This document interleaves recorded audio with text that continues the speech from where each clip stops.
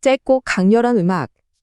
본 내용은 투자 판단을 위한 참고용 자료이고요. 모든 투자의 최종 책임은 투자자 본인에게 있다는 점, 그리고 특정 종목의 매수나 매도를 추천하는 것이 아님을 먼저 명확히 말씀드립니다.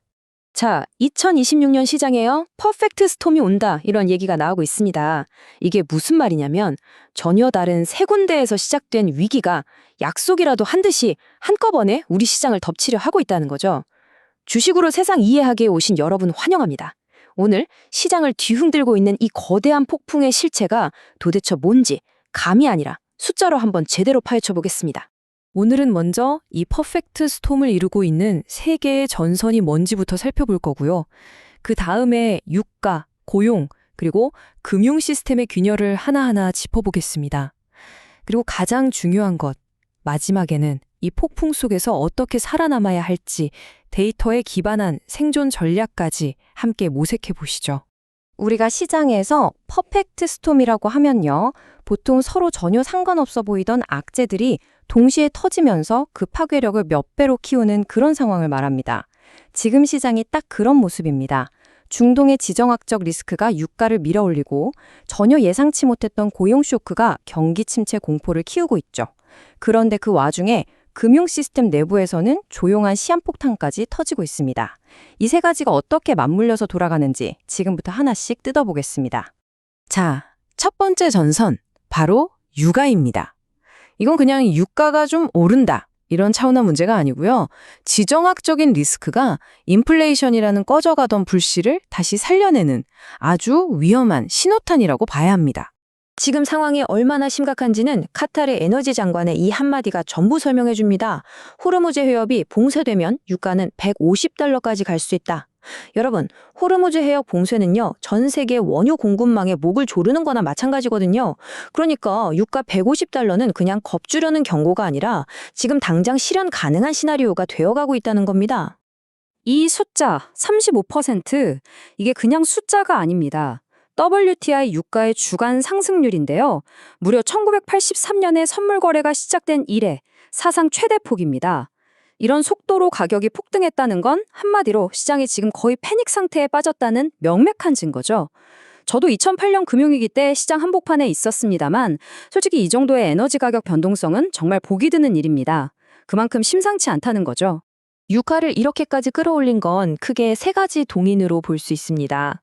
첫째, 트럼프 전 대통령의 무조건 항복 같은 강경 발언 때문에 전쟁이 장기화될 거라는 공포가 확산됐고요.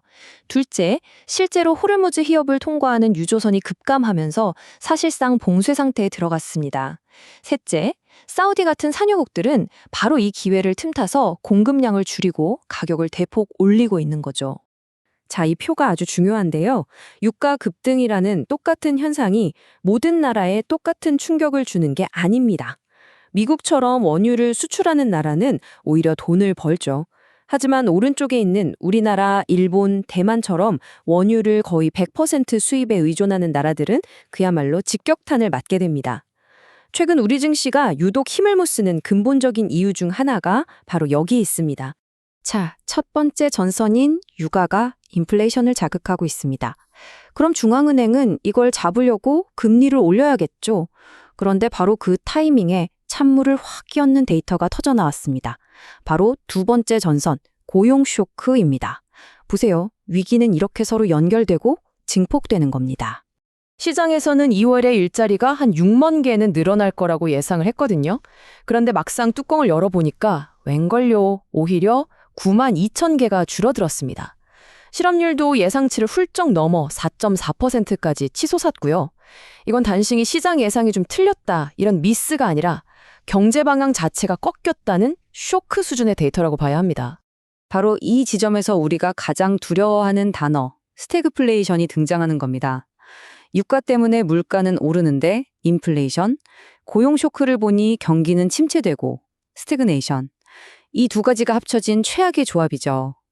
중앙은행 입장에서는 정말 진퇴양난입니다. 물가를 잡자고 금리를 올리자니 경기가 박살날 것 같고, 경기를 살리자고 금리를 내리자니 물가가 폭등할 테니까요. 시장이 제일 무서워하는 시나리오가 바로 이겁니다. 이제 세 번째 전선으로 가보겠습니다. 아마 많은 분들이 이 부분은 놓치고 계실 텐데요. 육아나 고용처럼 눈에 잘 띄지는 않지만 한번 터지면 모든 걸 한꺼번에 무너뜨릴 수 있는 금융 시스템 내부에 숨겨진 뇌관에 대한 이야기입니다. 이걸 이해하려면 먼저 사모신용펀드라는 게 뭔지 아주 간단하게 알아야 합니다. 쉽게 말해서 은행을 거치지 않고 돈을 빌려주는 기업들의 제2금융권 같은 거라고 보시면 돼요. 2008년 금융위기 이후에 은행 규제가 엄청나게 강해졌잖아요. 바로 그 틈새를 파고들면서 급성장한 시장이죠. 규제도 덜 받고 투명성도 낮아서 그림자 금융이라고 불리기도 합니다. 그런데 말이죠. 바로 이 시장에서 정말 충격적인 뉴스가 하나 터졌습니다. 뭐냐면 세계 최대 자산운용사, 다들 아시는 블랙록이 역사상 처음으로 자기네 사모신용펀드에서 돈을 못 빼주겠다, 환매를 중단하겠다고 선언해버린 겁니다. 이게 무슨 뜻이겠습니까? 투자자들이 돈 돌려달라고 줄을 섰는데 내어줄 현금이 바닥났다는 얘기거든요. 이건 단순히 한 회사의 문제가 아니라 금융 시스템 전체의 유동성에 아주 심각한 경고등이 켜졌다는 신호로 봐야 합니다. 아니나 다를까 이 소식이 전해지자마자 시장은 즉각적으로 반응했습니다. 블랙록 주가가 하루에 7% 넘게 폭락했고요. 이 리스크는 곧바로 여기 보시는 웨스턴 얼라이언스 같은 지역은행이나 블랙스톤 같은 다른 자산운용사로 빠르게 번져나갔습니다. 시장의 공포는 이거죠. 이게 혹시 한 회사의 문제가 아니라 우리가 모르는 사이에 공화 터진 시스템 전체의 리스크는 아닐까 하는 공포가 시장을 덮친 겁니다.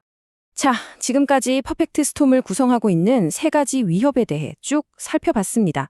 좀 암울한 이야기들이었죠? 하지만 우리는 전략가입니다.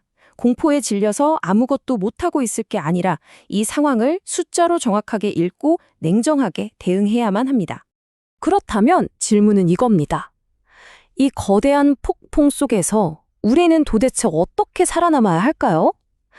이제부터가 제20년 경험이 녹아있는 오늘 분석의 핵심입니다. 이 차트의 붉은 선을 한번 보시죠.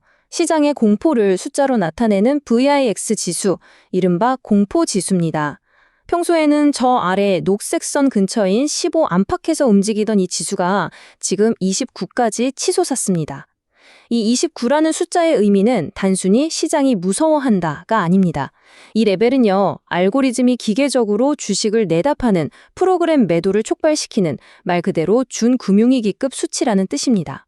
이런 시장에서는 수익을 내는 것보다 잃지 않는 게 100배, 1000배는 더 중요합니다. 그래서 생존을 위한 3단계 리스크 관리법을 제안합니다. 첫째, 무조건 현금 비중을 늘리십시오. 위기 상황에서 현금은 왕이고 또 남들이 공포에 팔 때 기회를 잡을 수 있는 유일한 총알입니다. 둘째, 감정을 완전히 배제하고 기계적으로 손절매를 실행해야 합니다. 언젠가 오르겠지라는 희망은 전략이 될 수 없습니다. 특히 원칙 없는 물타기는 파산으로 가는 가장 빠른 지름길이죠. 마지막으로 셋째, 내 포트포리오를 지킬 수 있는 해지 전략, 예를 들어 인버스, ETF 같은 수단을 적극적으로 고민해야 할 때입니다. 결론을 말씀드리겠습니다. 현재 시장에 대한 저의 스탠스는 명확합니다. 극도의 방어적 관망입니다. 지금은 수익을 낼 때가 아니라 내 자산을 어떻게든 지켜내는데 총력을 기울여야 할 때라는 거죠. 앞으로 유가가 $100를 깨고 올라가는지 그리고 BIX 지수가 30 위에서 계속해서 머무르는지 이 두 가지 지표를 눈에 불을 켜고 모니터링하면서 대응해야 합니다. 꼭 기억하십시오. 결국 주식시장은 미래를 맞추는 예측의 영역이 아닙니다. 시시각각 변하는 상황에 맞춰 대응하고 끝까지 살아남는 자가 이기는 생존의 무대입니다. 오늘 이 분석이 여러분의 투자 프레임워크를 한 단계 업그레이드하는 데 조금이나마 도움이 되었기를 바랍니다. 구독과 좋아요, 알림 설정도 잊지 마시고요. 이상 주식으로 세상 이해하기였습니다.